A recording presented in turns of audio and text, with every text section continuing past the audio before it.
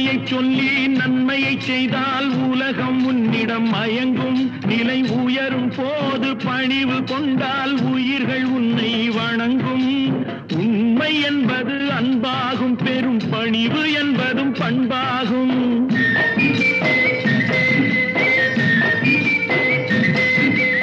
உண்மை என்பது அன்பாகும், பெரும் பணிவு என்பது பண்பாகும். இந்த 4 கட்டளை அறிந்த மனதில் எல்லா நன்மையும் உண்டாகும், எல்லா நன்மையும் உண்டாகும்.